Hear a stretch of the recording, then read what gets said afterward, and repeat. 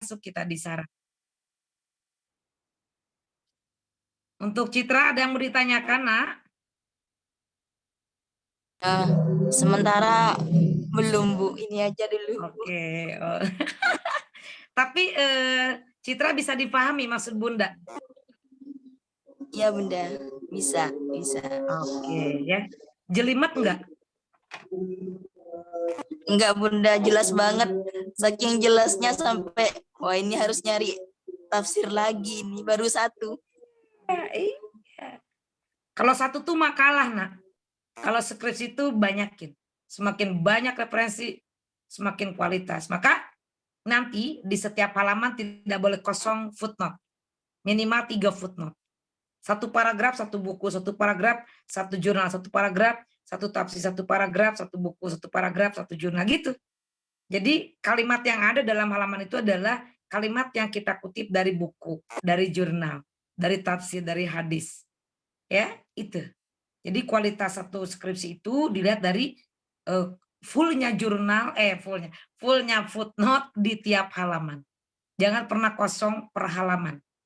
Kalau sampai ada 6 footnote, 7 footnote, satu halaman, keren. Maka cara membaca itu jangan cuma satu buku. Ubek-ubek. Ya untuk semua nih, ubek-ubek semuanya. Cari terus. Sampai ketemu. Menurut tokoh ini, kumpulin tuh. Kumpulin tokoh-tokoh yang lain. Kumpulin tuh sebanyak-banyaknya. Udah dikumpulin, simpan. Gitu. Jadi kalau tentang rezeki, definisi rezeki, cari menurut tokoh ini begini, menurut profesor ini begini, menurut profesor ini begini, menurut dari orang Jerman rezeki itu ini, kata orang Jepang rezeki itu gini, kata orang Mesir rezeki itu begini, kata ahli pengusaha orang Cina rezeki itu gini. Cari semuanya. Apa sih definisi rezeki? Mencari rezeki menurut versi orang-orang Barat. Bagaimana menurut orang Muslim? Cari terus, kudak simpan. Kalau udah baca, catat kalimatnya. Jangan sampai udah baca, oh iya, emang kita lupa lagi nanti. Waduh, sayang gitu ya. Baik, berikutnya Sarah Safira. Boleh untuk menyampaikan. Sarah baru ya sama Bunda ya? Iya Bunda, baru dibagiin, soalnya kemarin namanya nggak ada. Kemarin udah dapat pembimbing belum? Belum, namanya kemarin nggak ada di daftar itu. Kenapa? Ada masalah dengan tahfidz? Nggak ada. Nggak ada Bunda, aman kalau tahfidz, alhamdulillah. Oke, Safira izin Bunda tanya, apa tema yang diangkat dalam skripsi Sarah? Judulnya penciptaan manusia perspektif Al-Quran Bunda, perbandingan antara tafsir. Berarti itu coba carinya di tafsir Departemen Agama. Cara penciptaan manusia itu bertafsir sains. Itu Al-Mu'minun aja ayat 12. Al-Mu'minun bisa ya, penciptaan manusia. Dan itu hadisnya in ahadakum. Tuh, itu ada tuh hadisnya Imam Bukhari itu di hadis Arba'in. Hadisnya ada tuh takhris, satu hadis tuh panjang banget. Disitulah ya, penciptaan manusia 40 hari dari air mani, kemudian menjadi darah, segumpal darah, kemudian menjadi daging, kemudian Allah simpan dalam perut atau rahim ibu yang kokoh. Itu hadisnya ada di hadis Arba'in itu. Sahih Bukhari dan Muslim ya. Nah, kalau untuk definisi penciptaan manusia itu banyak sekali referensinya. Ya. Bagaimana pemikiran orang-orang dari barat tentang penciptaan manusia secara logika mereka, secara sains mereka, dan bagaimana kaitannya dengan pendapat orang-orang para pakar ahli ilmu pengetahuan di bidang ilmu pengetahuan, tapi mereka menguasai ilmu tafsir. Nah, mereka merujuknya kepada ayat-ayat Al-Quran tentang penciptaan manusia. Cari pendapat-pendapat tokoh-tokoh. Menurut dokter ini begini, menurut dokter Ono, profesor ini, ahli kandungan ini, menurut siapapun, bagaimana penciptaan manusia. Ya, kalau menurut orang-orang yang dari tokoh-tokoh Muslim, cari lagi. Ini loh. Berapa orang yang mengatakan semua merujuk kepada surat ini Al-Ahqaf atau kepada surah Al-Mu'minun atau kepada ada lagi banyak ya tentang penciptaan manusia itu. Nanti Sarah lihat dari surat Al-Fatihah sampai dengan Anas, cari tentang penciptaan manusia itu ada berapa? Jadi, Temukan. jadi nanti aku ngambil banyak ayat atau satu ayat aja ya Bunda mendingan. Untuk latar belakang jangan diambil banyak ayat. Boleh satu ayat, tapi nanti untuk di pembahasan boleh. Ada berapa yang akan dianalisa? 3 surah atau 4 surah? Oh gitu. Yang betul-betul kena banget, tembakannya tepat sasaran banget, mana ayatnya? Ya. Kemudian setelah itu latar belakangnya kenapa mengambil ayat surat ini? Latar belakangnya kenapa mengambil judul ini? Ingin tahu apa? Ada fenomena apa? Apakah ada kontroversi ataukah ada pendapat-pendapat yang dikira menyimpang atau pendapat-pendapat yang menggiring opini kepada opini yang positif yang menghasilkan sains gitu ya. Nanti setelah itu masalahnya apa? Kan kalau kita menulis skripsi itu harus menemukan masalah, menemukan fenomena. Dari mana? Kenapa bayi itu banyak yang prematur? Kenapa ibu melahirkan banyak yang meninggal? Kenapa bayi dalam kandungan banyak yang gugur? Kenapa bayi setelah lahir baru sehari meninggal? Nah, bagaimana proses penciptaan bayi? Bagaimana Allah menciptakan bayi yang begitu rumit menurut manusia, tapi menurut Allah kok bisa ya ada sesuatu makhluk yang dalam perut, nggak ada jendelanya, nggak ada penerangannya, nggak ada segala macam fasilitas, tapi hidup aneh kan? Nah itulah, di situ kita akan merenung, di situ akan pendekatan kepada nilai spiritual kita, nilai pendekatan kita kepada Allah. Menyuruh kita untuk bersyukur. Nanti akan ada fabi ayyi ala'i rabbikuma tukadziban. Terus diuraikan. Setelah menemukan masalah dari ini aja, dari banyaknya kasus-kasus bayi yang lahir meninggal atau prematur atau ibu yang melahirkannya sampai wafat atau bayi yang masih dalam perut wafat, itu bagaimana kaitannya? Nah, itu masalahnya dicari. Setelah dicari, nanti lihat dari sisi kesehatan, dari sisi kedokteran, dari sisi ilmu pengetahuan. Nanti dibaginya berarti dibagi 2. 1 bayi yang sehat, 2 bayi yang tidak sehat. Bayi yang sehat terdapat dalam ibu yang sehat atau tidak. Kenapa ibunya yang kayak kurus kering tapi bayinya lahir sampai 12? Kenapa ini badannya kok kayak sehat banget tapi setiap hamil dia keguguran? Masalah itu.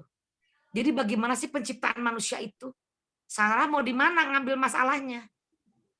Menurut WHO atau menurut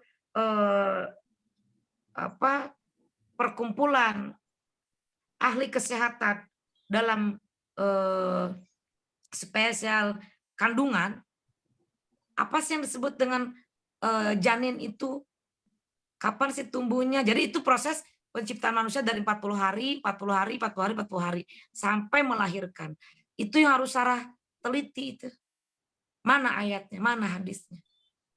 Nanti ujung-ujungnya, klimaksnya, kita akan menjadi orang yang diharapkan pandai bersyukur kepada Allah. Bersyukur kepada Allah, bersyukur kepada orang tua, bersyukur kepada kenikmatan Allah, bersyukur menjadi manusia. Jadi nanti ada kaitan dengan syukur itu. Wah, terurai tuh, udah banyak tuh nanti banyak. Dari segi kesehatan, dari segi dokter kandungan, dari tokoh-tokoh yang berpendapat, cari pendapat tokoh tentang penciptaan manusia itu sebanyak-banyaknya, korek-korek sampai dapat 60 pendapat tulis yang mendapat ini. Neil Armstrong mengatakan ini penciptaan manusia dalam kajian barat, dalam kajian timur. Definisi manusia adalah ini. Kalau yang pendapat-pendapat Bunda itu untuk di bab selanjutnya atau di latar belakang masalah Bunda? Di pembahasan. Latar belakang masalah cuma kita melatar belakangi apa sih kita mengambil tema ini, ada masalah apa, pengen tahu apa, ya. Mengapa ada masalah ini, apakah ada ayatnya, apakah ada hadisnya. Kalau udah ada masalah cari solusinya kayak gimana. Kalau udah ketemu solusi, terus dibikin konsep agar masalah ini terkonsep, tersolusikan, terpecahkan. Mana teorinya? Ini loh teorinya, ini loh konsepnya. Setelah itu simpulkan. Jadi kalau ada masalah ini, cara menyelesaikannya dengan cara ini. Versi A begini, versi B begini. Menurut siapa? Menurut tokoh ini, menurut tokoh ini. Gitu ya. Setelah itu simpulkan. Itu latar belakang masalah mah. Oh ya Bunda, terima kasih. Terus Bunda, apa namanya? Kan aku ini ngambilnya perbandingan antara tafsir Al-Misbah sama tafsir Al-Azhar. Nah, itu berarti kayak kita harus ngebandingin itu menurut Bunda lebih baik ngambil satu tafsir aja tapi banyak surah, tahu nggak bandingin dua tafsir ini tapi satu ayat aja atau satu surah aja kayak gitu Bunda. Kalau menurut Bunda, ayat yang akan dianalisa ada berapa surah. Kalau sudah memilih dua penafsir boleh, tapi nanti di konten, di pembahasan itu jangan cuma dua, ambil 8 tafsir. Tapi kita fokusnya judulnya dua itu tafsir, tapi nanti kita perbandingkan lagi. Cari lagi dari tafsir Ibnu Katsir apa, bagaimana, At-Tabari bagaimana, Asy-Sya'rawi bagaimana, dari tafsir Al-Maraghi bagaimana, tafsir Al-Qur'an Al-Azim. Karena kan mereka pemikirannya beda-beda kan. Siapa yang tafsirnya condong ke ilmu pengetahuan? Pak Kures kan condongnya ke adab ijtimai. Lebih kepada kemasyarakatan sosial. Ini Sarah ngambil ke ilmu pengetahuan. Sesuaikan tafsirnya. Cari di Departemen Agama siapa yang mufasir condong kepada tafsir ilmi. Kelar. Harus mufasirnya yang dia lebih coraknya kepada penguasaan ilmu pengetahuan. Kalau berbicara tentang kisos, kayak tadi tuh Nadia, cari tafsir ahkam. Nadia masih ada? Nadia Priscilla? Masih, Bu. Nadia, cari tafsir ahkam. Karena akan lebih terangkat. Ya? Baik Bu. Iya, kayak Sarah, tafsir ilmu pengetahuan akan lebih kena. Dan di situ akan dibongkar. Menurut ulama tafsir ini, udah ada ngurai. Yang penting mau ke perpustakaan. Sarah di mana tinggalnya? Sekarang lagi ngekos di Ciputat Bunda. Kamu di Ciputat, udah besok ke IKI Senin ya. Kemana Tafsir Bunda? banyak. Ke perpustakaan IKI di kampus. Oh ya. Buka ya Ambil di Bunda. Pasca. Perpustakaan Pasca itu Melerot bilang, Kak Siti, saya muridnya Bunda Tuti, mau penelitian skripsi. Saya muridnya mahasiswa Pak Ulin, mau ngambil tafsir Usuludin, udah gitu. Deprok di situ dari pagi sampai sore, benikmat. Bunda waktu disertasi terbantu banget dengan perpustakaan Pasca. Karena di situ tafsirnya full. Di S1 juga banyak, kalau di S1 banyaknya hadis. Syiar Alam Anubala, hadis Bukhari, Muslim, At-Tirmidzi, Ibnu Majah, Abu Dawud. Wah, itu full ya. Mu'jamu Fahrosnya banyak di situ. Tapi kalau untuk tafsir Bunda sarankan di Pasca itu lebih banyak ya warna-warninya. Oke. Aduh, Sarah udah selesai. 4 menit lagi nih. Siapa yang belum? Nanti Sarah ya gabung lagi Iya ya. Bunda. Iya. Cukup dulu segitu ya. Seru ya. Makanya kenapa Bunda ambil bimbingan khusus malam minggu ya. Supaya lebih rileks gitu ya. Kan Bunda juga sibuk. Tapi Bunda mengharapkan kalian kalau ada apa-apa bertanyalah di grup. Nanti Bunda insya Allah akan jawab ya. Tapi untuk kolektifnya, linknya kita jadwalkan setiap malam minggu bimbingan skripsinya. Dan minggu besok Bunda harapkan Sarah sudah mendapatkan minimal 10 halaman ya. Kalau udah 15 halaman good. Pokoknya baca, merenung, ngetik. Merenung, membaca, ketik. Ketik, baca, renung. Baca, renung, ngetik. Begitu. Udah aja 3 doang ya. Yang sudah ada di Jakarta, yang sudah ada di Ciputat, semuanya kalau bisa mulai hari Senin masuk ke perpustakaan IKI Pasca. Banyak banget. Temuin di situ. Ikutin saran dari Bunda. Insya Allah akan menemukan. Ya, oke. Dan terakhir Nurul, silakan. Aduh, 2 menit lagi Nurul. Silakan Nurul. Iya, Bun. Ya, Kan Nurul judulnya itu tentang mubazir dalam perspektif tafsir Al-Misbah dan tafsir Al-Azhar. Studi iya, analisis terhadap lafaz mubazir ya, Bun. iya, Terus kan itu kan judul itu kan udah dipakai waktu pas matkul sempro ya sama Pak Ulin. Terus iya. waktu pas sempro itu waktu pas matkul itu Nurul itu cuman ambil di tafsir Al-Misbah.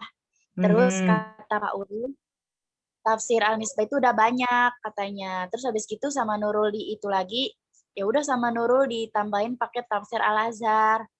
Ditambah Iya. gitu. Al-Azhar Al-Marogi juga bagus, Ruh.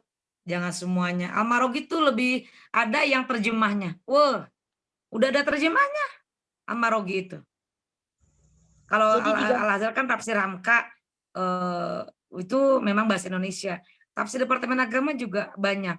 Ada tafsir ringkasnya, banyak pokoknya banyak. Ya, pokoknya kamu harus hari Senin semua ke perpustakaan Pasca. Ya, oke? Bunda bisa ngikut tapi kalau Nurul misalkan belum hari ada di Senin.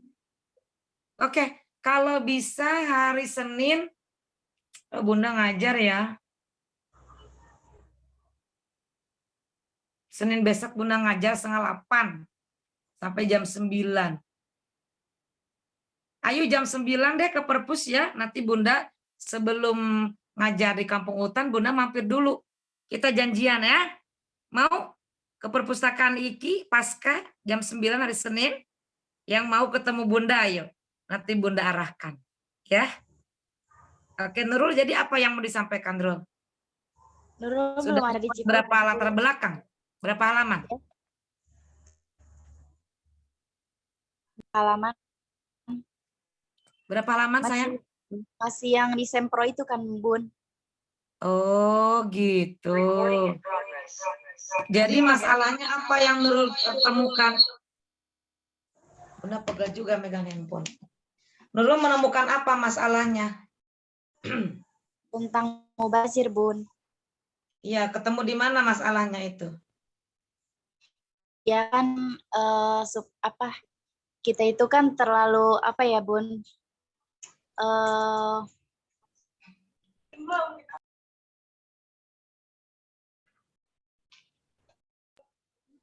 Terlalu apa, Nurul?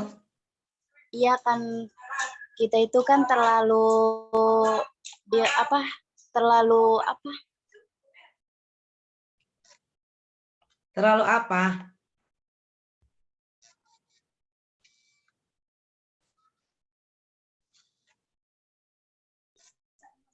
Terlalu foya-foya gitu ya, Bun. Jadi Nurul pengen ngambil masalah tentang mubazir gitu.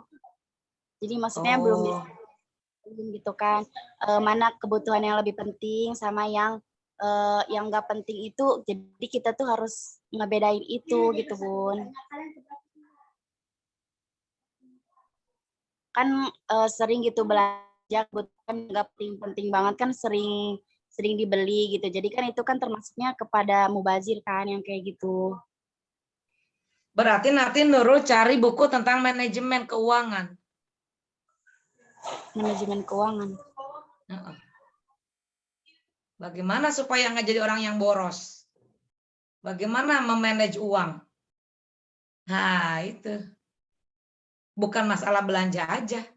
Makan, baju, beli jilbab, beli baju, beli perintilan, beli perangkat-perangkat, segala macam. Petot nanti kalau misalkan nggak ada manajernya. Ya kan? Iya, cari nanti manajemen keuangan. Cari bukunya. Gini loh sebetulnya cara memanage itu. Kaitkan dengan isi Al-Qur'annya apa. Cari hadisnya apa. Tentang hemat. Berarti kalau menemukan mubazir, lawan katanya hemat. Kalau menemukan masalah tentang mubazir, cari cara menyelesaikan masalah mubazir itu dengan cara apa. Berarti ketemu musuhnya, hemat. Lawan dari mubazir, hemat. Berarti Nurul harus hemat. Hemat itu bukan berarti pelit. Apa beda hemat dan pelit? Nah, ya. Apa beda apa persamaan mubazir dan boros? masuk tuh ke boros, sifat setan. Berarti ke akhlak mazmumah. Wah, berarti kaitannya ke buku akhlak juga, ke fikih juga. Ada 3 nih keilmuan, ya, dikaitkannya. Nanti Nurul cari konsep bagaimana agar kita nggak boros menurut ilmu manajemen keuangan. Bagaimana ya, gitu ya. Menurut ilmu fikih, orang yang boros itu adalah orang yang zolim.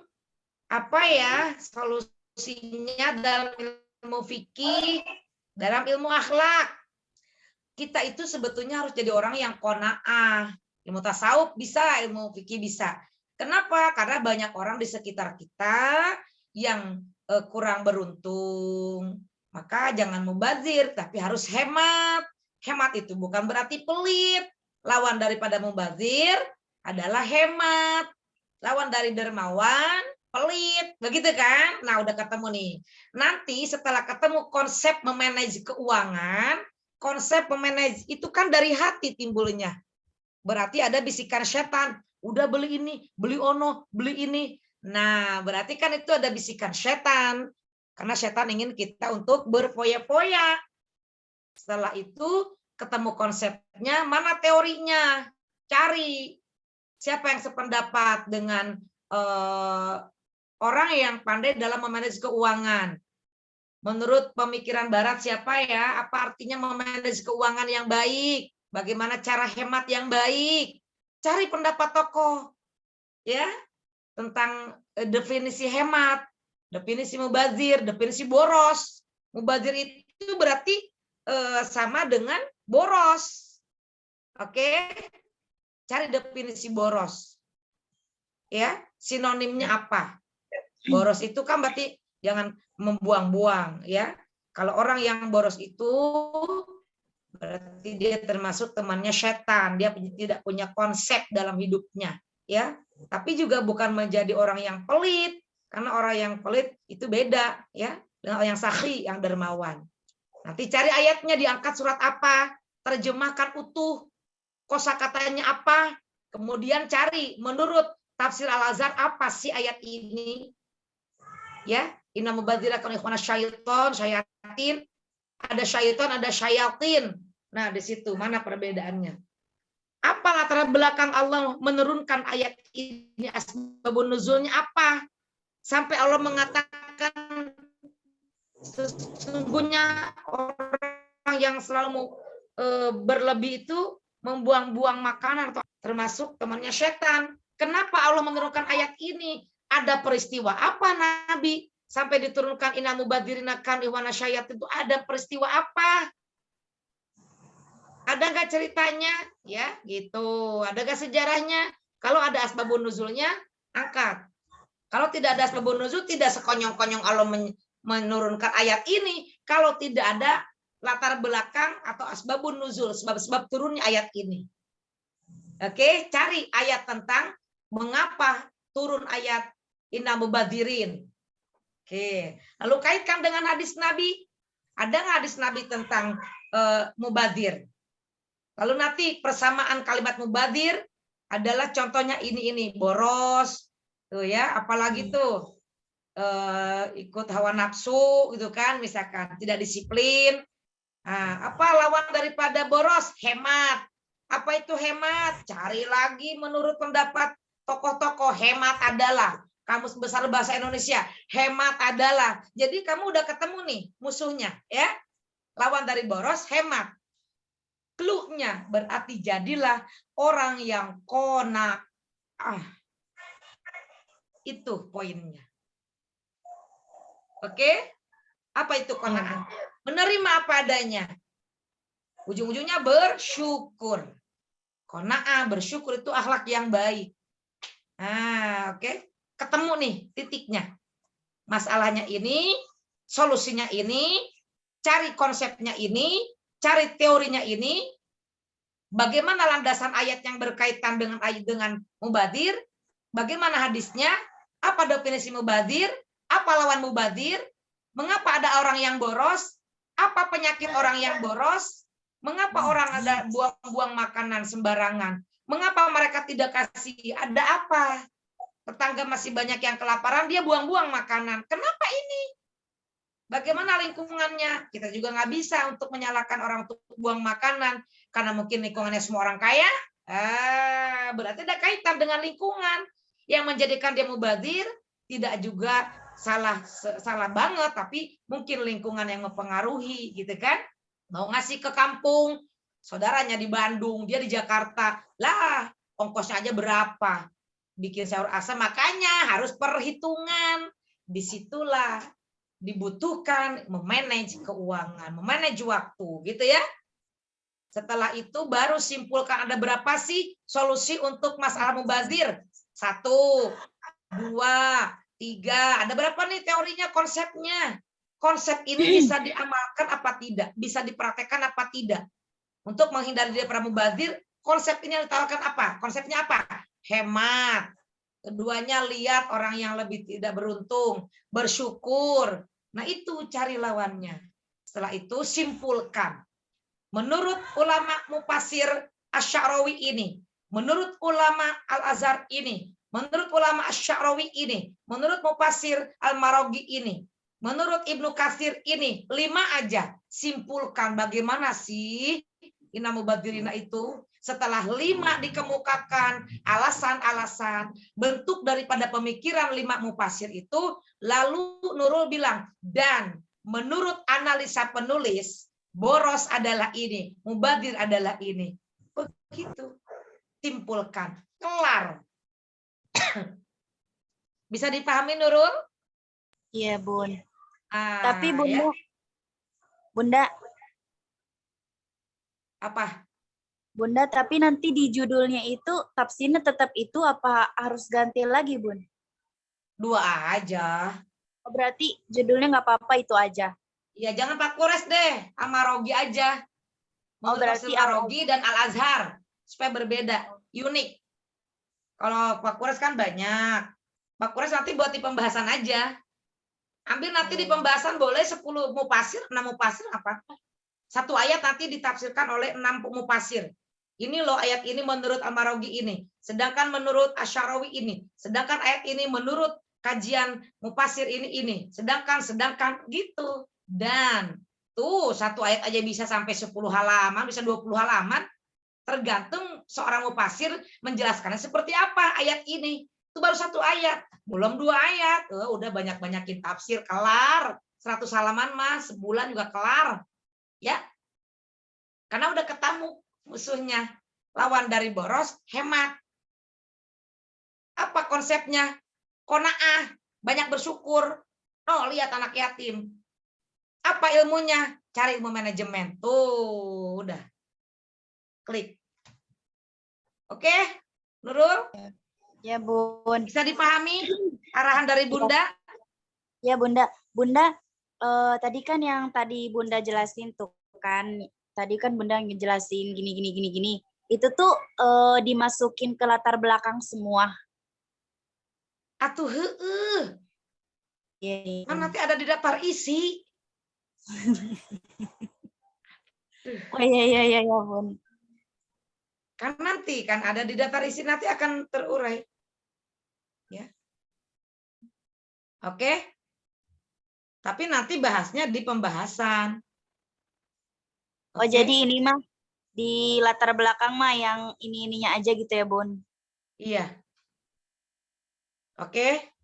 Itu mah kan gambaran, latar belakang kan apa? Menemukan masalah, kemudian mencari solusi, kemudian tujuannya apa?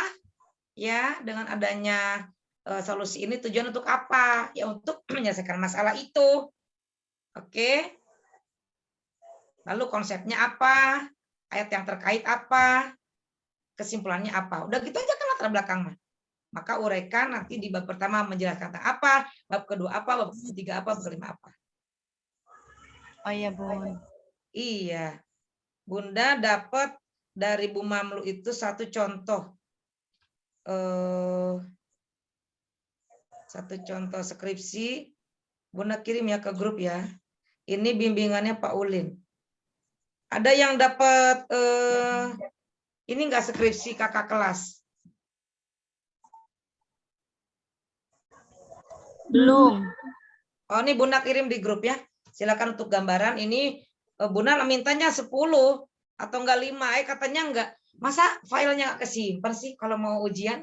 Masa sih enggak ada. Bunda mau minta lagi Bu Mamlu ya. Baik, sudah cukup dari Bunda pemaparan bimbingan arahan pada hari ini. Untuk kelengkapan absen yang kedua, silakan untuk on kamera. Siapa yang mau foto? Siapa yang mau foto? Bunda baru foto barusan. Yuk, silakan. Yang lain keluar. Enggak ada, Bun. Cuman segini dari tadi juga. Relawan. Tadi perasaan ada berapa? Ada. Oh, gitu ya. Ada 7 tadi kayaknya. Ada. 1, 2, 3. Nanti ini dibuat laporan untuk masing-masing absen ya. Kan harus 8 kali pertemuan, ada buku absennya kan? Nanti ada buku absennya ya. Baik, kita tutup dengan bacakan hamdalah bersama-sama di off recordingnya. Alhamdulillahirabbil alamin. Subhanaka Allahumma wa bihamdika asyhadu an la ilaha illa anta astaghfiruka wa atubu ilaik. Jaga kesehatan, lanjutkan perjuangan. Perangnya lanjutkan lagi, jangan pernah mengalah. Ya, carikan lagi referensi-referensi pendapat-pendapat para tokoh tentang materi kita. Jangan sampai buang waktu, jangan sampai terlena dengan WhatsApp, terlena dengan lihat status, terlena dengan lihat YouTube, terlena dengan menjawab jawaban-jawaban WA teman-teman yang nggak bermanfaat, yang nggak menghasilkan duit, udah nggak penting. Buang semuanya. Yang bikin recok di otak kita, blokir semua untuk sementara. Selama 2 bulan fokus. Karena Bunda targetnya 2 bulan kalian kelar. Ya, oke, ikutin apa saran dari Bunda hari Senin yang sudah ada di Ciputat, masuk semua ke perpustakaan. Kabari Bunda kalau sudah ada di perpustakaan. Sebelum Bunda nanti ke Kampung Hutan, insya Allah Bunda mampir dulu. Ya, oke, terima kasih. Selamat malam. Selamat beristirahat. Lanjutkan perjuangan. Jangan banyak tidur. Banyaknya baca. Ya, harus banyak takut kalau sampai kita tidak ikut wisuda. Sekarang belum terasa, tapi kalau sudah lihat seminggu lagi mau wisuda, teman-teman udah pada di sidang, panas kita, minder kita, malu kita. Jadikan kita yang pertama untuk sidang skripsi, sidang munakosah. Oke? Ya, Apa perjuangannya? Jangan banyak kelamun, jangan banyak terlena, buang-buang waktu. Nggak penting. Oke, semangat dari Bunda, sekian. Assalamualaikum warahmatullahi wabarakatuh. Terima kasih banyak Bunda. Sama-sama, Nak. Yuk, recordingnya di stop. Iya. Ya, Bun.